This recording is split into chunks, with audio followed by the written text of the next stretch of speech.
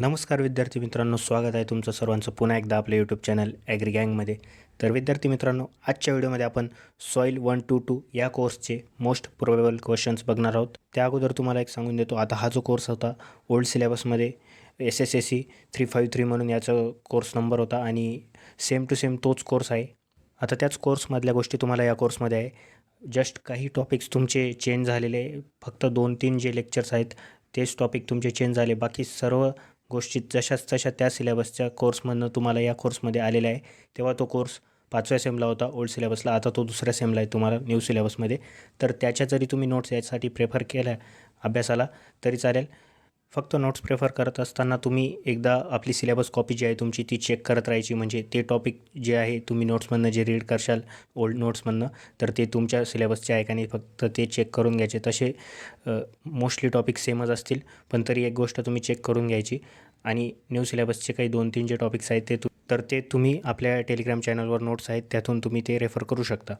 तर आता विद्यार्थी मित्रांनो, हा जो कोर्स आहे या कोर्समध्ये जो पहिलं आणि दुसरा नंबरचा लेक्चर आहे त्या लेक्चरमध्ये हिस्ट्री ऑफ सॉईल फर्टिलिटी आहे. तर त्यात सायंटिस्ट आहेत, तर हे सायंटिस्ट तुम्हाला ऑब्जेक्टिव्सला विचारले जातील. आणि 3rd आणि 5th नंबरचं जे लेक्चर आहे त्यात तुम्हाला न्यूट्रिएंट्स आणि त्यांची डिफिशियन्सी ते, तर या डिफिशियन्सी त्या ज्या गोष्टी ज्या आहेत याचा थेरीलासुद्धा क्वेश्चन येऊ शकतो आणि डायरेक्टली तुम्हाला ऑब्जेक्टिव्सलासुद्धा क्वेश्चन येऊ शकतो डिफिशियन्सीचा. त्यानंतर मग बाकी सर्व जे टॉपिक्स आहेत त्यातनं तुम्हाला थेरी क्वेश्चनच येतील आणि काही गोष्टींचे तुम्हाला ऑब्जेक्टिव्हमध्ये क्वेश्चन येतील. तर विद्यार्थी मित्रांनो, आता आपण या कोर्सचे मोस्ट प्रोबेबल क्वेश्चन्स बघू. तर पहिला क्वेश्चन आपण येथे AB पॅटर्नच्या फॉर्ममध्ये घेतलेला आहे. आता हा जो कोर्स होता ओल्ड सिलेबसमध्ये याचा जो पण पेपर असायचा तो AB पॅटर्नच्याच फॉर्ममध्ये असायचा मोस्टली, म्हणून आपण येथे क्वेश्चनसुद्धा AB पॅटर्नमध्ये घेतलेले आहे. आता तुमचा उद्या जो पेपर असेल तो 2+1 असल्यामुळे यात AB पॅटर्नचे क्वेश्चन जास्त असतील, त्यामुळे आपण यात AB पॅटर्नचे क्वेश्चन जास्त घेतले. आणि हा जो कोर्स आहे हा एक मोठा कोर्स आहे, कारण 2+चं याला क्रेडिट आहे, तर यात क्वेश्चनसुद्धा जास्त बनतील. तर पहिला क्वेश्चन आहे त्यात एमध्ये आहे, state Arnon's criteria of essentiality of nutrients. हा जो आहे तो 8 वेळेस विचारला गेलेला आहे. हे क्रायटेरिया विचारले जातं मोस्टली. हे सेक्शन बीमध्ये सुद्धा विचारले जाऊ शकतं तुम्हाला. 3 क्रायटेरिया आहे, ते 3 राईट करायचे. त्यानंतर आता बीमध्ये आहे, write in brief about storage and handling of fertilisers. हा क्वेश्चन जो आहे तो 4 वेळेस विचारला गेलेला आहे. आता दुसरा क्वेश्चन बघू आपण. दुसऱ्या क्वेश्चनमध्ये एमध्ये आहे, characteristics and advantages of complex fertilisers. इथे स्पेलिंग मिस्टेक झालेली आहे, तेवढं तुम्ही समजून घ्या. त्यानंतर बीमध्ये आहे, classification of nitrogenous fertilisers with examples. तर आता यात तुम्हाला नायट्रोजिनस फर्टिलायझर्सच्या प्रॉपर्टीजसुद्धा विचारल्या जाऊ शकतात किंवा त्यांचं सॉईलमध्ये ॲप्लिकेशन करताना कशा प्रकारच्या गोष्टी मॅनेजमेंट केल्या पाहिजे त्या गोष्टी विचारल्या जाऊ शकतात. मॅनेजमेंट ऑफ नायट्रोजिनस फर्टिलायझर्स असा क्वेश्चनसुद्धा येऊ शकतो. यानंतर आहे 3rd जो क्वेश्चन आहे तो आपण डायरेक्ट मोठा क्वेश्चन घेतलेला आहे. त्यात आहे, define composting, enlist different methods of composting, write advantages of Bangalore method. हा 5 वेळेस आलेला आहे क्वेश्चन. चौथा क्वेश्चन आहे त्यात एमध्ये आहे, enlist mechanism of nutrient transport from soil to plants, explain mass flow. हा जो आहे यात 8 वेळेस क्वेश्चन आलेला आहे या टॉपिकवर. आणि हा जो क्वेश्चन आहे तो 25-26 या लेक्चरमधून आपण घेतलेला आहे. त्यानंतर बीमध्ये आहे, define carbon sequestration and write types of carbon sequestration. हा जो क्वेश्चन आहे तो मागच्या वेळेसच्या पेपरमध्ये आलेला आहे. आता मागच्या वेळेसच्या पेपरची जी मॉडेल ॲन्सर आहे तीसुद्धा आपण आपल्या Telegram channel agree gang war provide केलेली, तर ती मॉडेल ॲन्सर तुम्ही यात अभ्यास करताना रेफर करा. आता 5वा क्वेश्चन जो आहे तो आपण डायरेक्ट मोठा क्वेश्चन घेतलेला आहे 6 मार्क्सला. त्यात आहे, define essential nutrients, state the plant available forms of essential nutrients. यात तुम्हाला आता अवेलेबल फॉर्म्स ऑफ इसेन्शियल न्यूट्रिएंट्समध्ये मोस्टली काही न्यूट्रिएंट स्पेसिफिकच विचारले जातं, जसं की नायट्रोजन, फॉस्फरस, पोटॅशियम, सल्फर आणि अदर काही छोटे न्यूट्रिएंट जसे की फेरस, मॅग्नेशियम, झिंक. तर यांचा तुमचा प्लांट अवेलेबल फॉर्म जो असेल ते तुम्ही राईट करायचं आहे. तर यात आता जास्त मोठं ॲन्सर नसतं, पण स्पेसिफिक ॲन्सर लागतं या क्वेश्चनमध्ये, असा क्वेश्चन जर आला तर. त्यानंतर 6वा क्वेश्चन आहे AB पॅटर्नच्या फॉर्ममध्ये. त्यात एमध्ये आहे, define soil fertility evaluation, enlist different approach of soil fertility evaluation. हा 7 वेळेस आलेला आहे प्रिवियस इयरच्या पेपर्समध्ये. यात तुम्हाला आता इथे एनलिस्ट लिहिलेलं आहे, पण एक्सप्लेनलासुद्धा येऊ शकतो जर मोठा क्वेश्चन आला तर. त्यात बीमध्ये आहे, enlist factors affecting nutrient availability to plants, explain effect of soil pH. आता 7वा क्वेश्चन आहे, define nutrient use efficiency, state factors affecting nutrient use efficiency.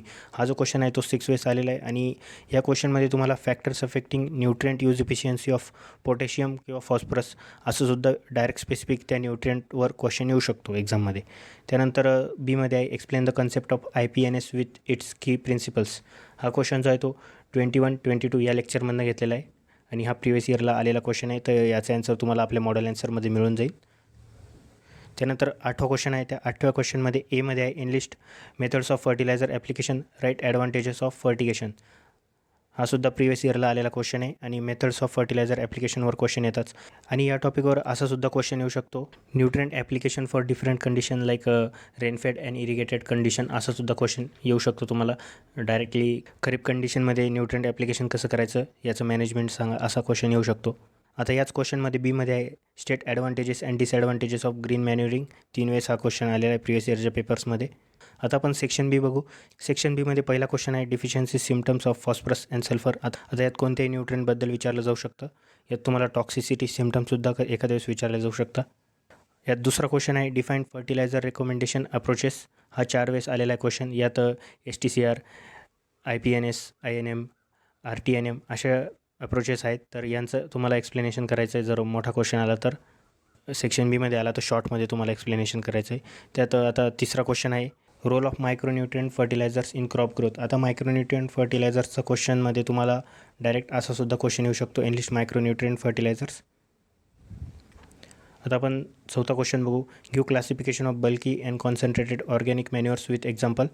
त्यानंतर आहे classify phosphatic fertilisers with examples. हा जो क्वेश्चन आहे मोस्टली विचारला गेलेला आहे, 6 वेळेस आलेला आहे आणि हा सेक्शन एमध्ये सुद्धा येऊ शकतो. त्यानंतर 6वा क्वेश्चन आहे write manufacturing process of urea fertiliser. तर यात तुम्हाला युरिया फर्टिलायझरवर 2 वेळेस क्वेश्चन आलेला आहे प्रिवियस इयर पेपर्समध्ये. यात तुम्हाला कॅन फर्टिलायझरची मॅन्युफॅक्चरिंग प्रोसेससुद्धा विचारली जाऊ शकते. आता आपण शॉर्ट नोटचे क्वेश्चन बघू. त्यात आहे INM इंटिग्रेटेड न्यूट्रिएंट मॅनेजमेंट. त्यानंतर आहे STCR अप्रोच. मग तिसरा आहे FCO म्हणजेच फर्टिलायझर कंट्रोल ऑर्डर. त्यानंतर आहे नॅनो फर्टिलायझर DRIS. त्यानंतर आहे कार्बन ट्रेडिंग, यावर मोठा क्वेश्चनसुद्धा येऊ शकतो सेक्शन बीमध्ये. नंतर सॉईल टेस्टिंग. तर विद्यार्थी मित्रांनो, आता हे होते सॉईल 1 to 2 या कोर्ससाठीचे मोस्ट प्रोबेबल क्वेश्चन्स. यात आता आपण ही PPT खूप घाईत बनवली, त्यामुळे स्पेलिंग मिस्टेक झाली असेल. आपण लवकरच याची PDF फॉर्मॅटसुद्धा टेलिग्रामला प्रोव्हाइड करू. तर विद्यार्थी मित्रांनो, तुम्हाला आत्तापर्यंतचे सेमिस्टर एंडचे पेपर कसे गेले ते तुम्ही आम्हाला कमेंट्समध्ये कळवा. आणि आपल्याला या क्वेश्चन्समध्ये, मोस्ट प्रोबेबल क्वेश्चन्समध्ये आणि व्हिडिओजमध्ये काही इम्प्रूव्हमेंटचे सजेशन असतील तर ते तुम्ही नक्कीच कमेंटमध्ये कळवा. तुम्हाला तुमच्या सॉईल सायन्सच्या पेपरसाठी ऑल द बेस्ट.